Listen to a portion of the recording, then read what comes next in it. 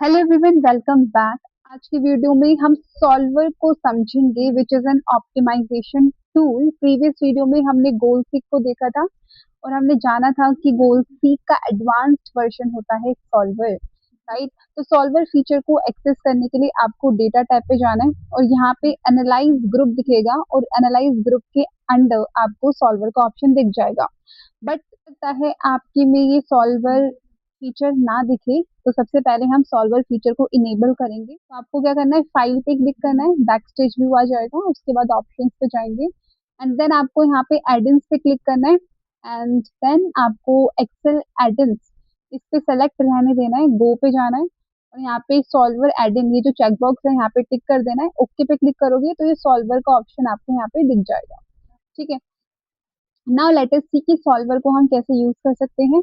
मान लीजिए आपके पास यहाँ पे कुछ इंफॉर्मेशन दे रखी है, जैसे टोटल यूनिट सोल्ड 250 दे रखा है, price per unit is 12 rupees, revenue आई है 3000 रुपीज, सिंपली इन दोनों को मल्टीप्लाई करके then we have cost per unit that is 8 rupees and then total cost आया है जब हमने यूनिट सोल्ड को मल्टीप्लाई करा है कॉस्ट पर यूनिट से, तो we got 2000 rupees as our total cost. Then हमारे पास इनकम है, इसमें सिंपली रेवेन्यू में से टोटल कॉस्ट को माइनस करा तो इसमें की हमारी इनकम हो गई, that is our profit. Okay, अब हमें क्या करना है, जो हमारा प्रॉफिट है उसको इंक्रीज करना है from 1000 to 1500, right. So 1500 is my desired profit और मैं प्रॉफिट को इंक्रीज करना चाहती हूँ by changing unit sold and price per unit. तो मैं अपनी यूनिट सोल्ड को इंक्रीज कर सकती हूँ या डिक्रीज कर सकती हूँ और प्राइस पर यूनिट को इंक्रीज या डिक्रीज करके अपने प्रॉफिट को मुझे करना है 1500 रुपए। ठीक है, अगर हम इस क्वेश्चन को सॉल्व करने के लिए गोल सीक का यूज करेंगे तो गोल सीक का हम यूज नहीं कर पाएंगे क्योंकि गोल सीक एक समय में सिर्फ एक ही सेल की वैल्यू को चेंज कर सकता है, राइट। तो यहाँ पर हम सॉल्वर फीचर का यूज करेंगे। आपको सिंपली क्या करना है, डेटा टाइप पे जाना है, सॉल्वर पे क्लिक करना है एंड यहाँ पे मैं इसको पहले रीसेट कर देती हूँ सबको, रीसेट ऑल करूंगी, ओके कर दूंगी। ठीक है, तो जो पुरानी वैल्यूज थी वो हट जाएंगी।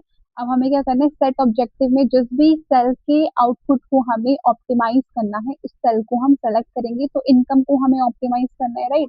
अब इनकम की वैल्यू जो है वो हमें सेट करनी है 1500, तो यहाँ पे हम 1500 टाइप कर देंगे। तो आप देखोगे आपको यहाँ पे मैक्स दिखेगा, मिन दिखेगा, वैल्यू ऑफ दिखेगा। मैक्स यानी कि मैक्सिमाइज अगर आप किसी वैल्यू को करना चाहते हो तो आप मैक्स पे सेलेक्ट करोगे, अगर आप किसी वैल्यू को मिनिमाइज करना चाहते हो तो आप मिन पे सेलेक्ट करोगे। जैसे कि मान लीजिए हमारे पास कॉस्ट है तो कॉस्ट को हम मिनिमाइज करना चाहते हैं तो यहाँ पे हम मिन पे रखेंगे। अगर आपको किसी स्पेसिफिक वैल्यू पे सेट करना है, मान लीजिए मुझे अपने इनकम को 1500 बनाना है तो मैं यहाँ पे वैल्यू ऑफ में 1500 एंटर कर दूंगी। उसके बाद है बाय चेंजिंग वेरिएबल सेल्स, यानी कि कौन से सेल की वैल्यूज को चेंज करके आप अपने प्रॉफिट को 1500 बनाना चाहते हो। हम यूनिट सोल्ड और प्राइस पर यूनिट को चेंज करना चाहते हैं तो हम इन दोनों सेल्स को सेलेक्ट करेंगे। उसके बाद हमारे पास कुछ कॉन्स्टेंट्स भी है, यानी कि कुछ कंडीशंस है जो हम अप्लाई करना चाहते हैं। जैसे कि हमारी जो यूनिट सोल्ड है वो एक इंटीजर वैल्यू होनी चाहिए, राइट, वो डेसिमल नंबर नहीं होना चाहिए। तो यहाँ पे हम कांस्टेंट ऐड कर देंगे कि this unit sold should be an integer value. तो यहाँ से हम इंट सेलेक्ट करेंगे एंड देन ऐड पे क्लिक करेंगे। अब दूसरी कंडीशन ऐड करेंगे कि ये जो यूनिट सोल्ड है it should always be less than equal to 300, यानी कि 300 से ज्यादा यूनिट्स हम बेच नहीं सकते। तो हमने दूसरा कांस्टेंट लगा दिया, देन दोबारा से ऐड पे क्लिक करेंगे और यहाँ पे जो प्राइस पर यूनिट है ना, हमारा जो प्राइस पर यूनिट है वो 15 रुपए से ज्यादा नहीं हो सकता और 10 रुपए से कम नहीं हो सकता, तो ये भी हम रिस्ट्रिक्शन लगा देते हैं। तो यहाँ पे हमने इसको सेलेक्ट करा, सेल रेफरेंस में हमने प्राइस पर यूनिट को सेलेक्ट करा और यहाँ पे हमने 15 लिख दिया क्योंकि it can not be more than 15।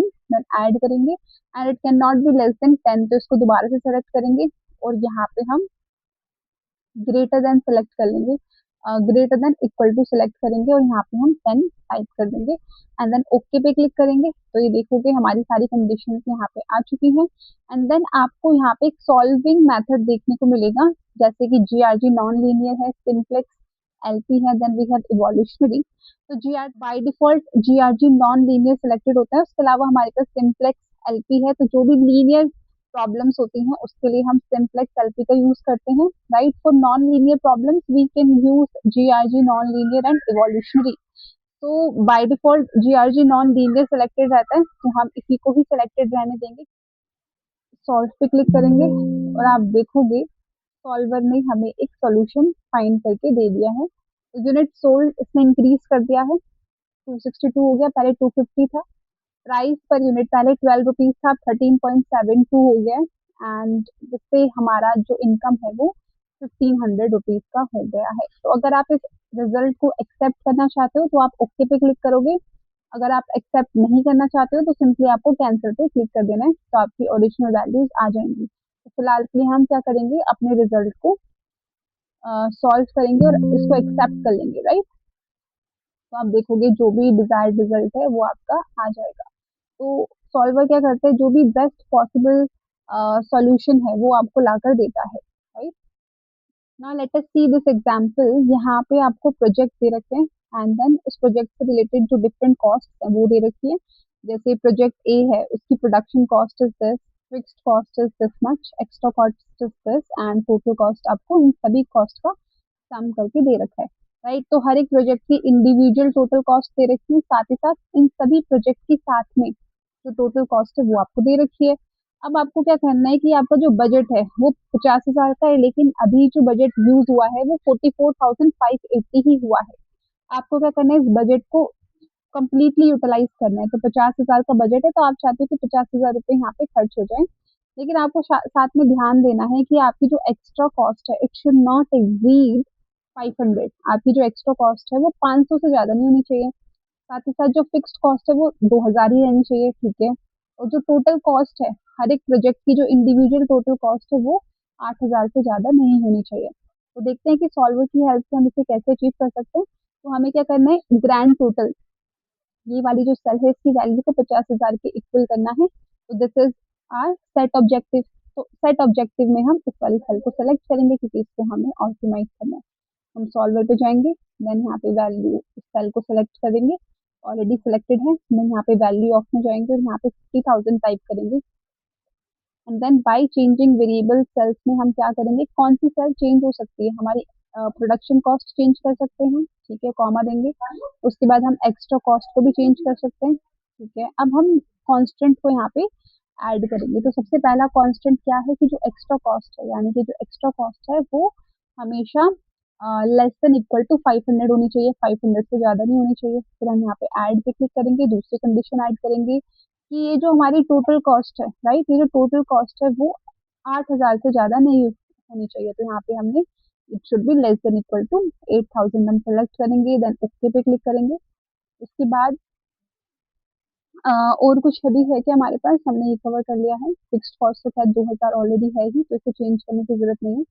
Then extra cost should not exceed 500, done. अब यहाँ पे आपको सॉल्व पे क्लिक करना है और आप देखोगे यहाँ पे आपको एक सॉल्यूशन देखने को मिलेगा, ठीक है। आप इसको ओके पे क्लिक करोगे तो accept the result.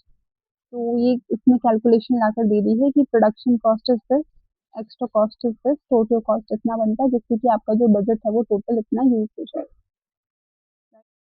Now let us see this example. यहाँ पे एक स्टूडेंट के मार्क्स दे रखे हैं इन डिफरेंट डिफरेंट सब्जेक्ट्स में, राइट, आउट ऑफ 100 दे रखे हैं। जैसे आउट ऑफ 100 उसने कितने मार्क्स ऑब्टेन करे हैं इन ऑल दी सब्जेक्ट्स को दे रखा है। और स्टूडेंट को पास होना है तो उसका ओवरऑल परसेंटेज 33 होना चाहिए, ठीक है।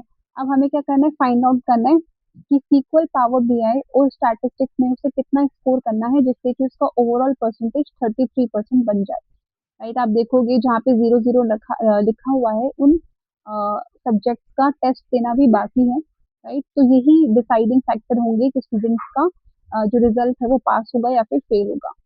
तो एक कांस्टेंट हमें दे रखा है कि जो सीक्वल है उसमें इसके 39 मार्क्स आएंगे, पावर बीआई में 45 आएंगे, यानी कि जो स्टूडेंट है वो सीक्वल में और पावर बीआई में इतने इतने मार्क्स स्कोर कर सकता है, इससे ज्यादा नहीं करेगा, इससे कम नहीं करेगा, राइट, इतने ही मार्क्स स्कोर कर पाएगा। तो हमें जो मेनली फाइंड आउट करना है वो स्टैटिस्टिक्स का करना है कि भाई वो स्टैटिस्टिक्स में कितने मार्क्स लेकर आए जिससे कि उसका जो परसेंटेज है वो 33% हो जाए। तो हम इस वाली सेल का जो रिजल्ट है वो चेंज करना चाहते हैं, तो इस वाली सेल को सिलेक्ट करेंगे, सॉल्वर पे क्लिक करेंगे, एंड देन यहाँ पे हम वैल्यू ऑफ में जाएंगे और 33% हम यहाँ पे सेट करेंगे। बाय चेंजिंग वेरिएबल सेल्स में हम इन दोनों सेल को सेलेक्ट करेंगे, कॉमा देंगे, देन इस वाली सेल को सेलेक्ट करेंगे।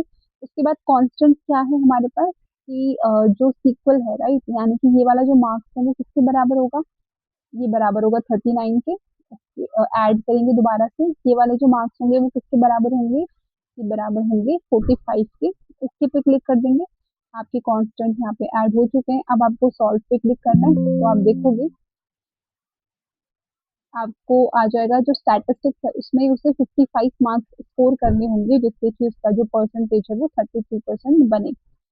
So that is how we can use solver to find marks required to obtain 33 percentage, right? तो यहाँ पे OK पे क्लिक करेंगे to accept the result. So that is how we can use solver. Now let us see this example. इस example में investor के पास 1 lakh rupees है जो डिफरेंट फंड्स में इन्वेस्ट करना चाहता है, fund A, fund B and fund C. हमें बताना है कि इन तीनों फंड में 1 लाख रुपए को किस तरीके से इन्वेस्ट करे जिससे कि उसका रिटर्न मैक्सिमाइज हो सके, यानी कि उसको मैक्सिमम रिटर्न मिले। आपको यहाँ पे एक्सपेक्टेड रिटर्न दे रखा है हर एक फंड का, मिनिमम अमाउंट दे रखी है कि आप हर एक फंड में मिनिमम कितना पैसा इन्वेस्ट कर सकते हो, और साथ ही साथ मैक्सिमम अमाउंट भी दे रखी है। हमें क्या करना है, इसके रिटर्न को मैक्सिमाइज करना है। तो सबसे पहले तो हम टोटल रिटर्न यहाँ पे कैलकुलेट कर लेते हैं और इसी को ही हम मैक्सिमाइज करेंगे। तो सबसे पहला जो फंड ए का इन्वेस्टमेंट अमाउंट है वो मल्टीप्लाई करेंगे एक्सपेक्टेड रिटर्न से, देन प्लस करेंगे फंड बी का इन्वेस्टमेंट अमाउंट, जिसे मल्टीप्लाई करेंगे उसके रिटर्न से, देन प्लस करेंगे फंड सी का इन्वेस्टमेंट अमाउंट और उसको मल्टीप्लाई करेंगे उसके एक्सपेक्टेड रिटर्न से, एंटर पे हिट करेंगे तो हमारा टोटल रिटर्न आ जाएगा। अभी जीरो दिखा रहा है क्योंकि ये वैल्यू जीरो है। जब सॉल्वर हमें इनकी वैल्यू लाकर देगा तब टोटल रिटर्न भी ऑटोमेटिकली आ जाएगा। नाउ हम यहाँ पे टोटल इन्वेस्टमेंट लिखते हैं कि हमारे पास जो टोटल इन्वेस्टमेंट है वो कितनी होगी। तो जब हम इन सभी इन्वेस्टमेंट को सम करेंगे अमाउंट को, तो हमारे पास टोटल इन्वेस्टमेंट आ जाएगी, और हम इस पे एक कंडीशन लगाएंगे कि इसका जो अमाउंट है वो 1 लाख रुपीज के बराबर होना चाहिए। तो अभी हम टोटल रिटर्न को ऑप्टिमाइज करना चाहते हैं, मैक्सिमाइज करना चाहते हैं, तो इस सेल को सेलेक्ट करते हैं, डेटा टैब पे जाएंगे, सॉल्वर ग्रुप सॉल्वर फीचर पे क्लिक करेंगे, और यहाँ पे सेट ऑब्जेक्टिव में आप देखोगे कि ऑलरेडी सेलेक्टेड है B12। देन हमें इसको क्या करना है, मैक्सिमाइज करना है, तो हम इसको मैक्स सेलेक्ट रखेंगे। बाय चेंजिंग वेरिएबल सेल्स में हम इन्वेस्टमेंट अमाउंट यहाँ पे डाल देंगे, क्योंकि हमें इन्वेस्टमेंट के अमाउंट को चेंज करके ही अपने प्रॉफिट को जो रिटर्न है उसको मैक्सिमाइज करना है, और हमें इन्हीं की वैल्यू फाइंड आउट करनी है। तो हमने इन्हें सेलेक्ट कर लिया है। उसके बाद कांस्टेंट हमारे पास हमें यहाँ पे ऐड करने हैं। तो बेसिकली 3 कांस्टेंट होंगे, एक है मैक्सिमम इन्वेस्टमेंट से रिलेटेड, एक मिनिमम इन्वेस्टमेंट से रिलेटेड, और एक टोटल इन्वेस्टमेंट अमाउंट से रिलेटेड। तो हम एक एक करके ऐड करते हैं तीनों को। तो सबसे पहला है कि ये जो टोटल इन्वेस्टमेंट है it should be equal to 1 lakh. यहाँ पे हमने 1 लाख एंटर किया। देन सेकंड कंडीशन यहाँ पे हम डालेंगे, ये जो इन्वेस्टमेंट अमाउंट है ना, it should be less than equal to this maximum amount, इससे ज़्यादा नहीं हो सकता। तो इसको हमने सेलेक्ट करा, देन ऐड पे क्लिक करेंगे, फिर से इसे सेलेक्ट करेंगे कि जो इन्वेस्टमेंट अमाउंट है वो ग्रेटर देन इक्वल टू होना चाहिए दिस मिनिमम अमाउंट, यानी कि इतना या इससे ज़्यादा होना चाहिए। देन ओके पे क्लिक करेंगे, सॉल्व पे क्लिक करेंगे, और आप देखोगे आपको ये रिजल्ट आ जाएगा, दैट इज 12,800 टोटल रिटर्न आपका आएगा। अगर आप फंड ए में 10,000 रुपीज इन्वेस्ट करते हो, फंड बी में 50,000 एंड फंड सी में 40,000, तब आपको 12,800 का रिटर्न मिलेगा। और यही कॉम्बिनेशन है इन्वेस्टमेंट का इन तीनों फंड्स में, जिससे कि आपको मैक्सिमम रिटर्न इतना मिल रहा है। If you want to accept the solution click on okay, if you want to reject it then click on cancel. तो आपकी ओरिजिनल वैल्यू वापस से आ जाएंगी। हम ओके पे क्लिक करेंगे to accept the result, see we are getting the right answer. तो अगर जब भी आप सॉल्वर का यूज करते हो उससे पहले आप अपने पुराने डेटा का बैकअप ले लीजिए, क्योंकि आप जब कंट्रोल जेड करोगे तो आप पुराने वाले डेटा पे नहीं जा पाओगे। So it's better that you take a backup of your old data. So that is all about solver in Excel. I hope you found this video helpful. Thank you so much for watching.